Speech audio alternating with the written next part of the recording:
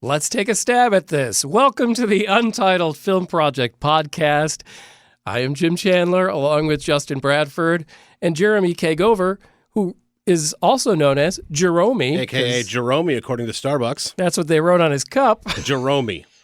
Make you sound way more intellectual. Let's just take logic for a second. If someone says Jeremy, even if I slur my speech because I'm tired, are you getting Jerome out of it? I'm spelling it Jeromie. Is that right? That is correct, sir. Oh. See, I don't know how you can't understand that. I thought they were calling you like Jerome, like Ja Rule, a little I would, 2000s if it said reference. Ja and then dash Romy, I would take that. Jeremy, as you and your wife would say, But I get for going to Starbucks and being fancy. Yeah, Basic. you get pretentious this. We're talking about Glass Onion. speaking of pretentious. The latest in the Knives Out franchise, which begins with a whole new cast, except for one, Daniel Craig's famous detective, Benoit Blanc, who somehow finds himself invited to the same party as an amazing cast. My dear friends, my beautiful disruptors, my closest inner circle. We could all use a moment of normalcy, and so you are cordially invited. For a long weekend on my private island! Where we will celebrate the bonds that connect us, and I hope your puzzle-solving skills are whetted. Because you will also be competing to solve the mystery. Of my murder.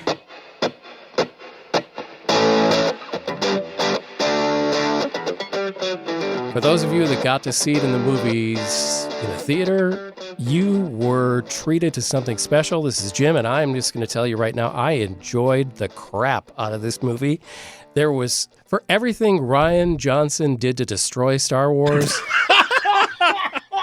he did the equal and opposite thing to make this franchise of Knives Out even better than the original, which I liked a lot. Ryan, I really enjoyed the Last Jedi, just so you know.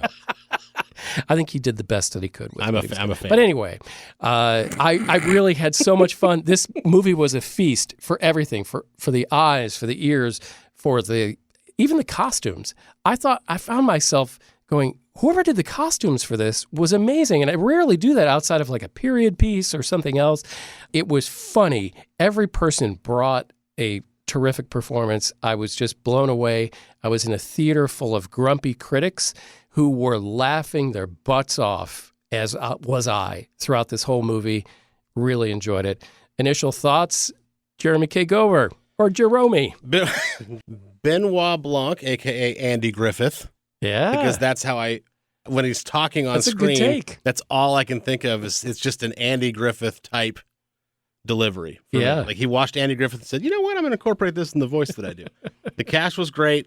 They even made Kate Hudson look good, which is a tall feat. Acting was great. Yeah. Wait, she's a beautiful woman. Are you talking about like as an actress, make her look good? Yeah. Not in terms of I thought physical. you were Oh, no, I saying- am talking about physical. Yeah, and I'm appearance. not a big Kate Hudson fan. Oh, okay. You're going to get canceled. About the character that was getting canceled? Are you talking? Because that's what just happened here. I know. It's very meta, isn't it? Wait, are you attacking Kate Hudson's looks? No, I'm simply saying that in every film that I've seen her in, for the most part, she's a distraction to me. She's not the best actress. She's not my type of person. And she was great in this. Okay. So she was a pleasant surprise. Yeah, they even made her look good. Yes, thank you. That's that's where I'm throwing off when you use the word even. I don't know I don't know what you're getting at here. I'm like, we're both, because Jim and I are both like, she's gorgeous. What? And I'm like, She has a lot of fans. Let's just say that. it's good for her. Go on, Jerome. Okay, thank you. The acting was great. Any other year, I put Janelle Monáe into the best supporting actress category.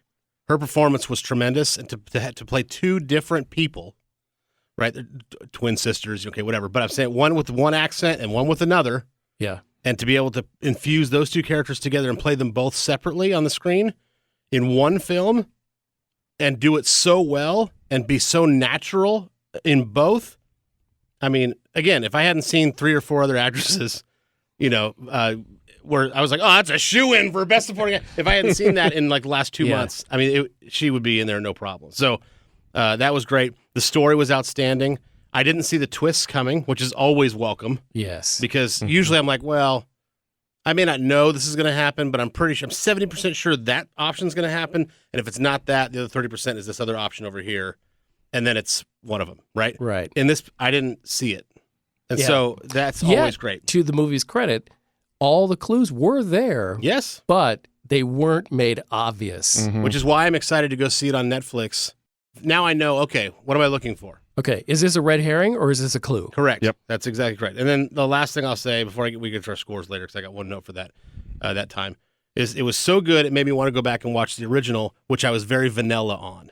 When I first saw I saw the first one in the theater also, and I was like, okay, I was in this C plus maybe. Yeah, I don't know. I was in the It's all same right. boat.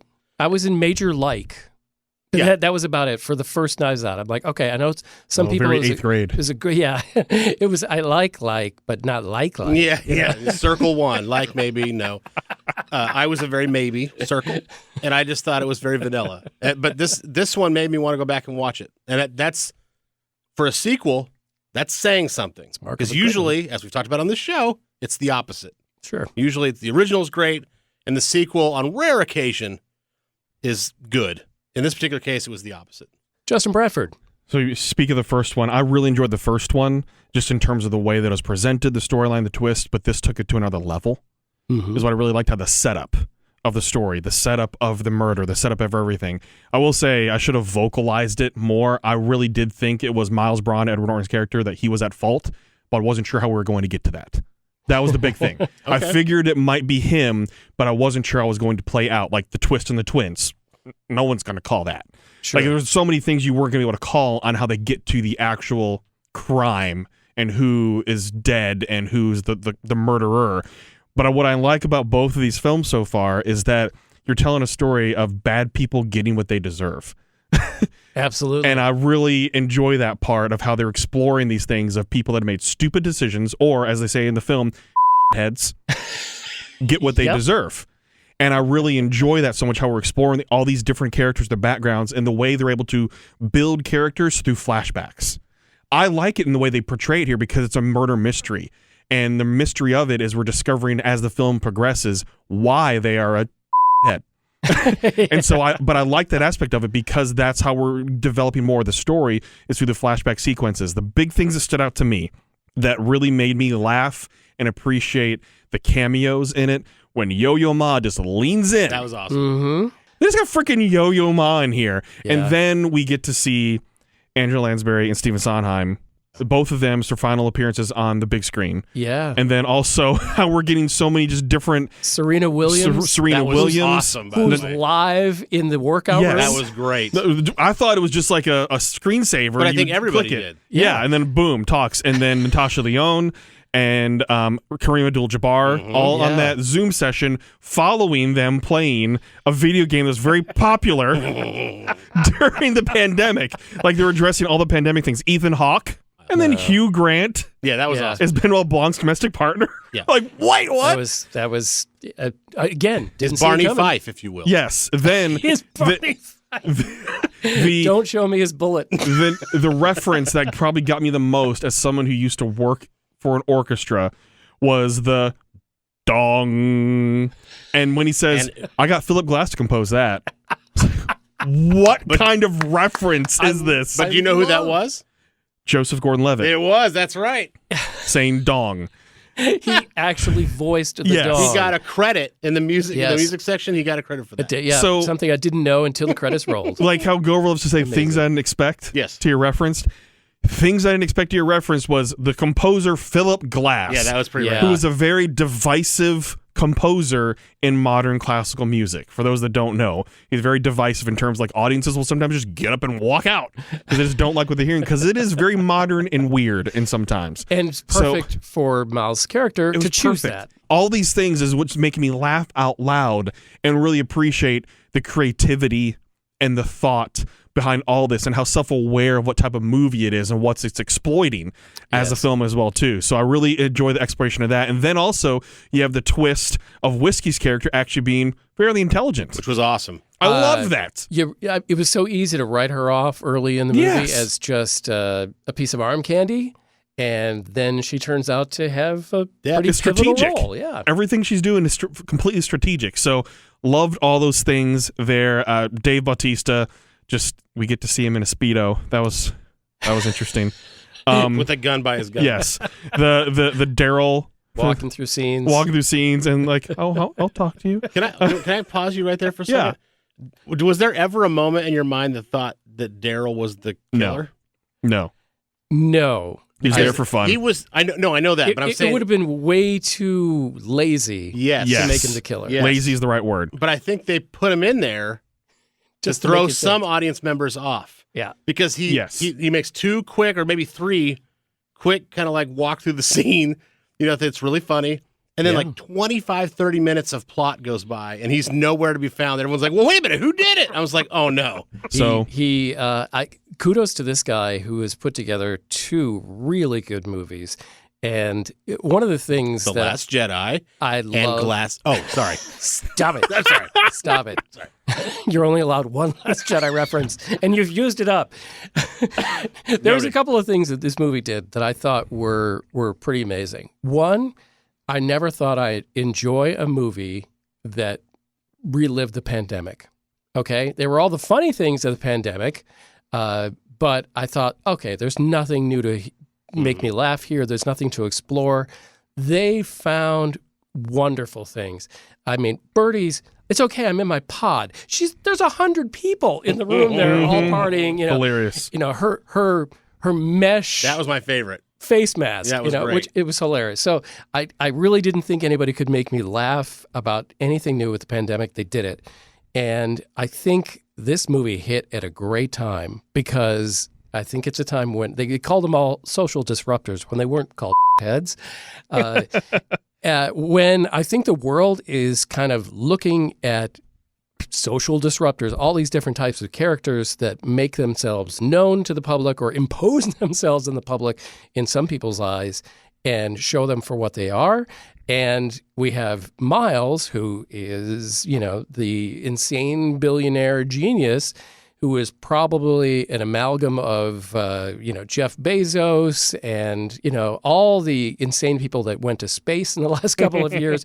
But definitely right now with, the Elon Musk situation, I think he brought out all of that stuff. It all seems to hit at a perfect time in society. And this was not made 3-4 months ago. This is so not only did he pull from the pandemic from a couple of years ago and make it really funny, he also made characters that I think now resonate that maybe didn't when he wrote it.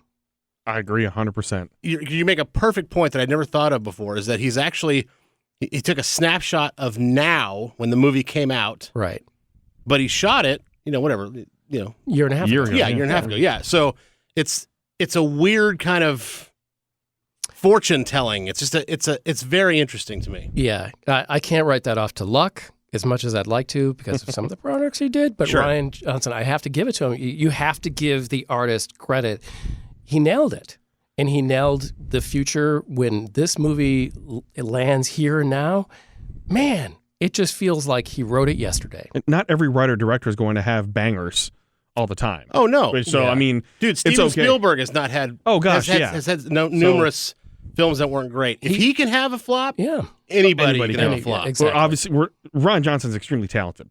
Extremely, extremely talented. What he's able to get out of his actors, what he's able to get out of his script, his writing with it as well. It's not just always going to work out. And that's okay. But I think on this movie just hits on every beat. I was never bored. Fantastic. Yeah, I agree. Yes, never bored. That was the fastest movie I've seen in a while because it just had this momentum that just kept going. To me, it filled every moment with something to feast on. And whether it was an outrageous character, a piece of dialogue, a twist we didn't see, kudos to the guy for making, I think, one of the more difficult genres to do. So with that, we should probably get to our ratings. Yeah. Let's start with Justin Bradford. Okay. So what I truly appreciate about this as well, we can call it a sequel but it's hard to call it a sequel when only one character is reoccurring, and I like that because you're not having to always base upon what they're building or based upon a previous plot or storylines or anything. You just have a consistent character, which is a detective, meaning he doesn't have to have a backstory.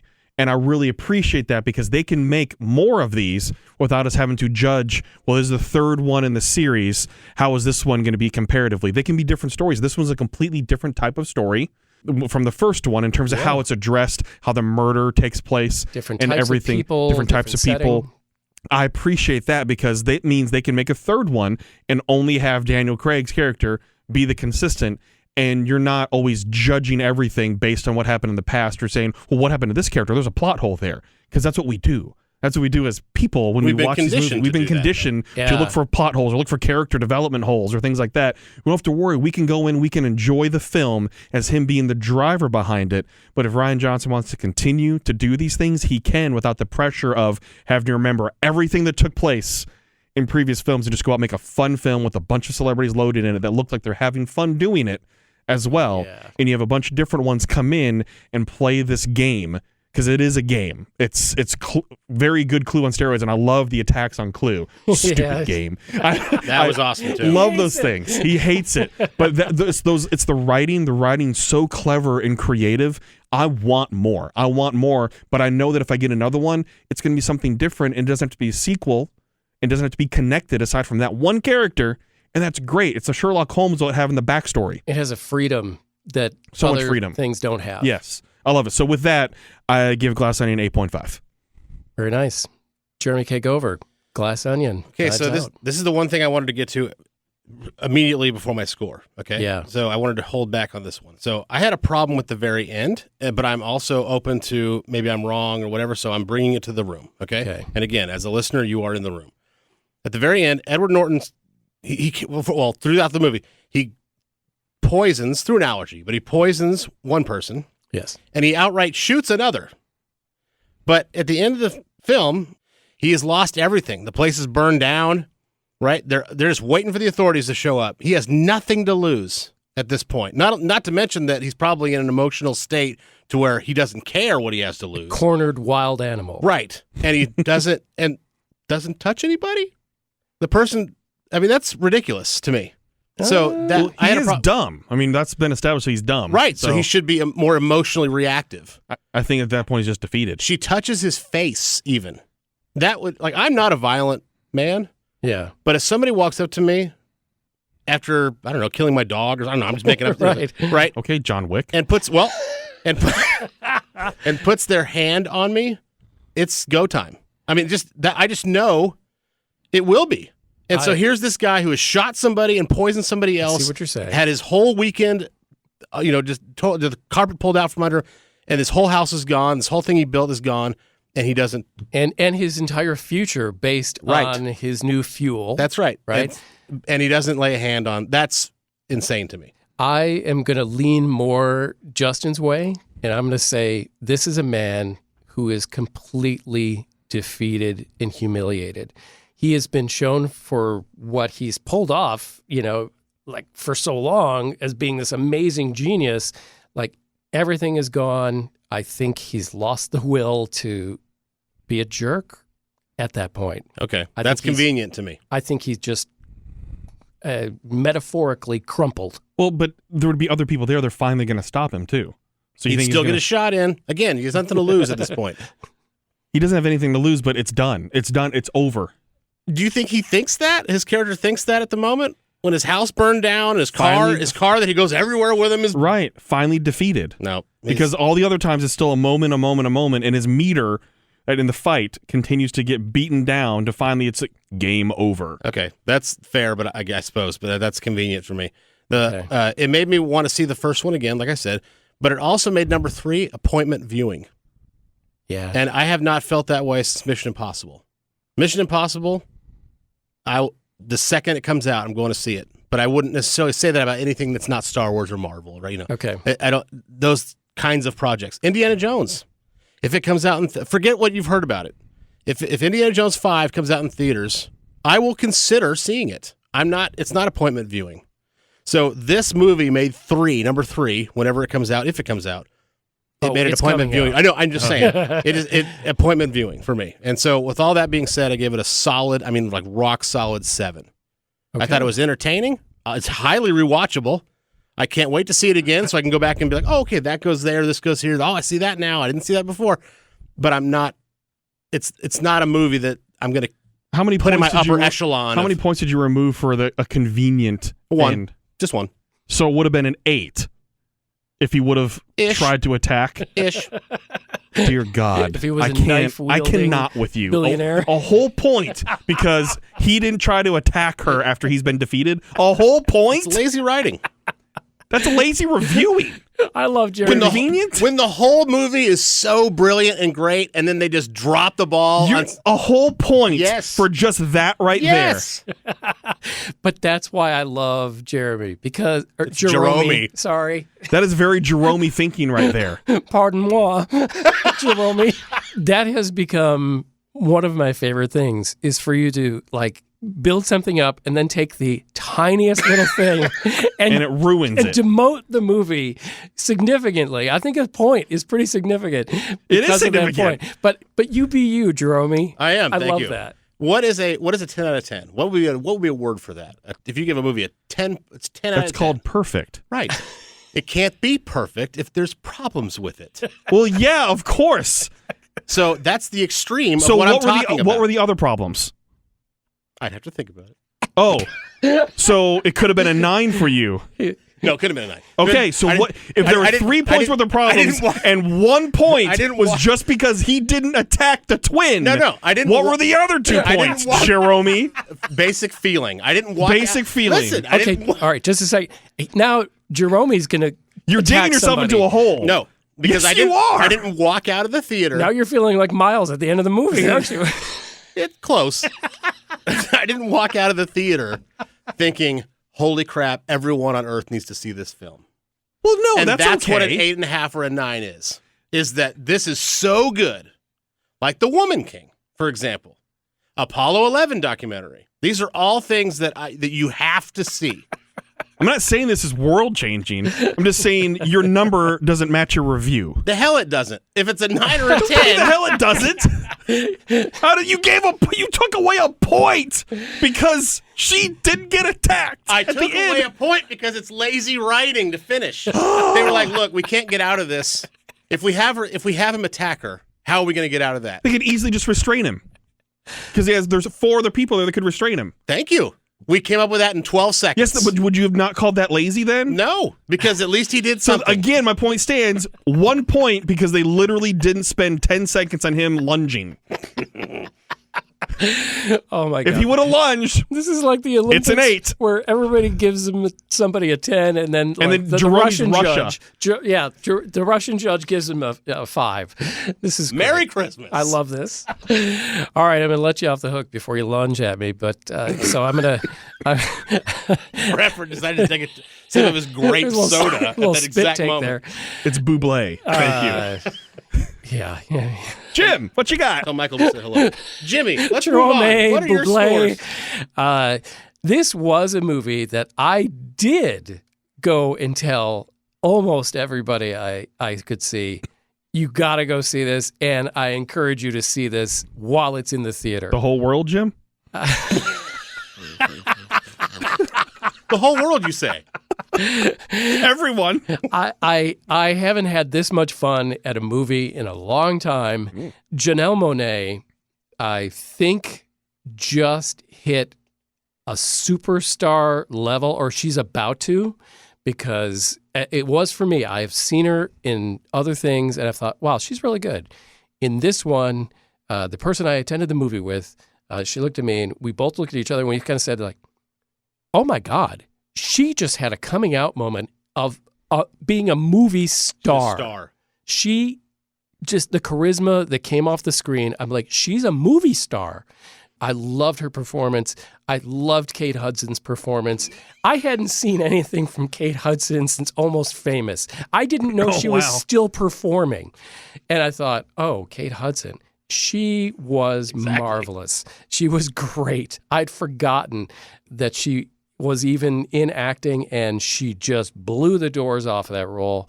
I really just thought this was terrific, and I'm giving it an 8.5. There was an air fist bump from Bradford. I thought he was holding an invisible knife. Maybe No, that's in the left hand. I'm on his Jeremy's left, to my left. It's Jerome, damn it. Get it right! We did have a fan-submitted question.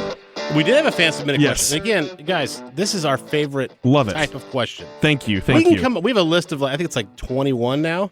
Yeah, Something like that. just hanging out their questions. Every one of them is under whatever question you guys come up with and send to us. Yeah. Yeah. We want to answer your questions first. You're good. So this one's from Chris Carter.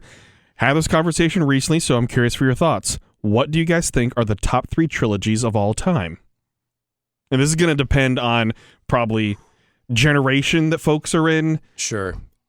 along with age, interest. Everyone's going to have their opinion on this. With this group, I'm sure there's going to be at least one that overlaps, but it makes for a great topic of conversation. It Let's does. spend a few minutes on this. And since Jim honked his way to the top, Jim, let's start off with you. All right, these are in no particular order, and this is weird. I did not think that my probably top trilogy is the Toy Story trilogy. Toy Story 1, 2, and 3 are fantastic. They're masterpieces. They did not lose anything. They gained with each film. And my other 2 entries, I don't think I can say that. I see so many trilogies where I go, oh, first 2, fantastic. That third one, they dropped the ball. So Toy Story, I look at it 1, 2, and 3, loved them all. At 3, I almost cried. I was scared. I mean, I never thought that Toy Story franchise would make me do that. You know, You don't have that a way. heart. Yeah, it's true. But they did it so well. I'm also going to throw in as favorite trilogies the original Star Wars trilogy. It changed movies and how they are put out in the summer as blockbusters. There's nothing before it that you can compare it to. And I'll give one of my other favorite trilogies 2 out of 3. I love the Alien trilogies. Okay. A little outside the box one there. Yeah, Alien 1, fantastic movie. Suspense, aliens. We get James Cameron's best stuff where he just brings an action movie. And third one, not so great. But it was a great trilogy. So those are my trilogies.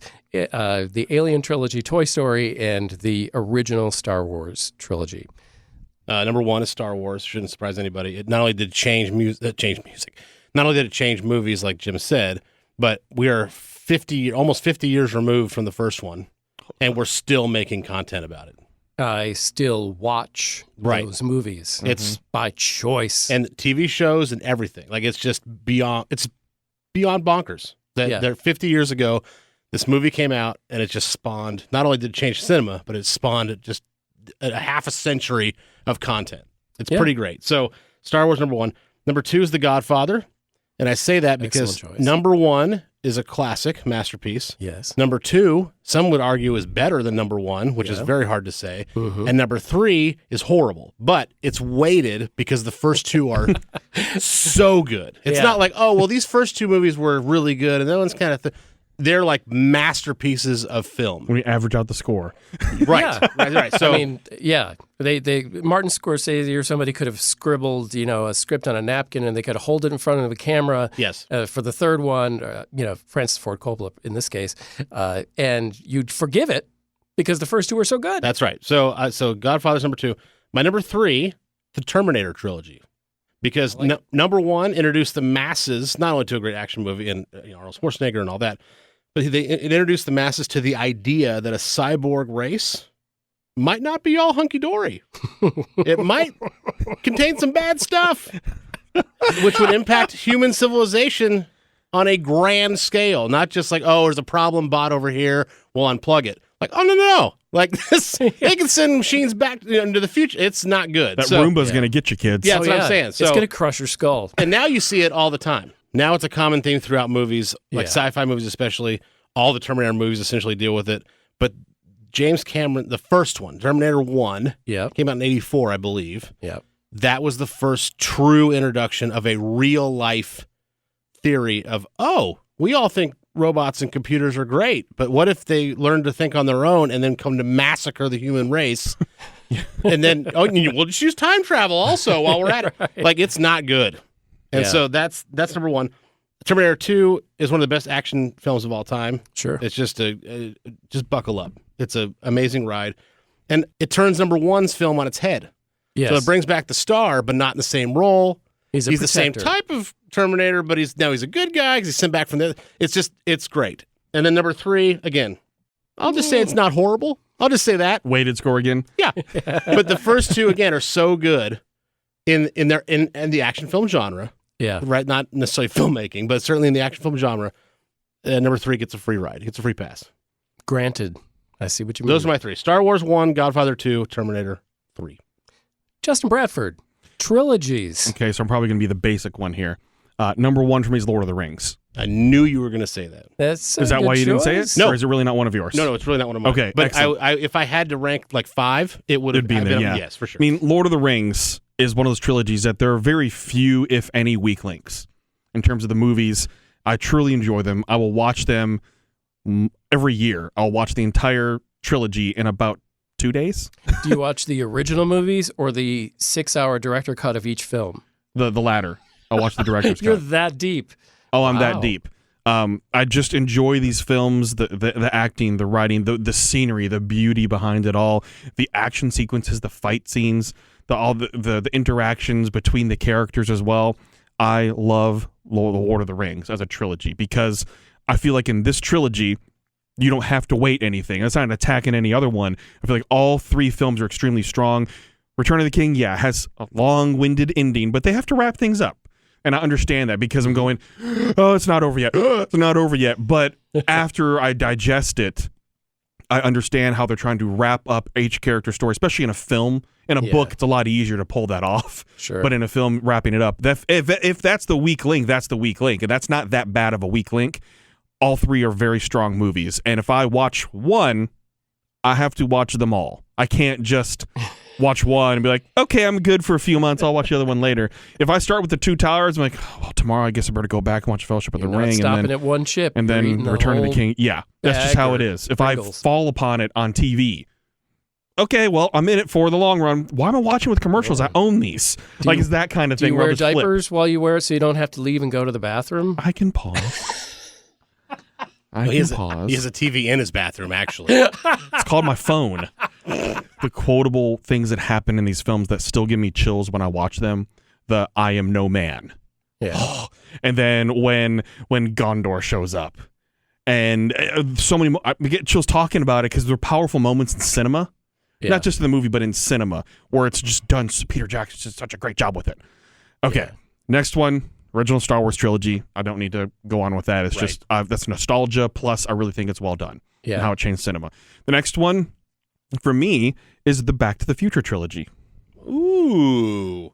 That's a solid choice. I like your out of the boundaries choice there because it's not out of bounds, but it's definitely different. Didn't see that coming. Tell us about the 3 movies and how they pull off the whole franchise. Do they do it consistently? So I think they do because it was from the get-go meant to be a trilogy. They went into this developing Back to the Future as a trilogy. It wasn't like we need to do another one because they would tease right off the bat. They were teasing it. And then 2 and 3 were filmed back to back. Yes. So right off the bat, I love the planning because consistency's there when you're planning for it, not just we made a lot of money, we might as well make another one. It wasn't that type of trilogy. This was planned from the get-go. They had a story to tell about Doc and Marty, and they were going to do it in 3 parts. Is the third one anywhere near the first 2? I don't think so. It's kind of more of a weighted scale there, but I still really enjoy it as a Western and things like that and exploring I never different saw things. it. Wow. I felt it was done Really? after 2. Wow. And it really had no draw for me at all. I think it's worth a watch just to complete the it is story. worth a watch. Just to complete the story. Not this month because we're kind of overbooked. But definitely, let's say in March when nothing's happening, that's good. Yeah, watch 2, then go and watch 3, Jim. Sure, Just to okay. get that story, and plus Doc Brown's happiness is very important as Finish well. it out. But one, I like the music as well. Music's iconic when you It really is. think about Back to the Future. Huey Lewis. That is a major part of it, I yes. know, I just wanted to say But the score is great. The acting's great. You think about how young that Christopher Lloyd actually was playing an older guy when you think about it, because now Christopher Lloyd actually looks old. He is that guy. Yeah. But back then, he really wasn't as old as they were portraying him to be. And I love the story. This is another time travel type of thing, exploring in a different way. The retro aspect of things when they jump back in time and then to the future, and you start thinking nowadays of like, what would it be now if you jumped this many years behind or this many years ahead, and what they were predicting, and what came true, what did not come true. Those types of movies always interest me, but I just like overall the story and the music. So Back to the Future movie number 3. You've been listening to the Untitled Film Project podcast. We've talked about our favorite trilogies of all time and also the amazing Glass Onion Knives Out franchise. Thank you so much for joining us. We love your input. We love your disagreements, your ideas for questions. Reach out to us on all the socials. On Twitter, Facebook, Instagram. Go to our Twitter, especially. That's where you can submit a lot of questions. You find our link tree. You can find all the ways you can listen to us. That's on Apple, Spotify, Amazon, iHeart. Wherever you get your podcast, you can listen to us. But make sure you give a nice like, a subscription, and a review if you like it. It's holiday time, as we all know. And so if you are looking for, I don't know, a shiny gift for us, a like and a subscription would fit the bill, I think. That doesn't cost you a damn thing. That's right. That's right. The shipping is free. Thank you for listening to the Untitled Film Project podcast. To support the show, please rate, review, follow, and subscribe. Original music by Jeremy Schwartz. Special thanks to the Music City Film Critics Association. Editing and post-production by Jeremy K. Gover. Voiceover by Chad Bennett. The Untitled Film Project podcast is presented in cooperation with iHeartRadio.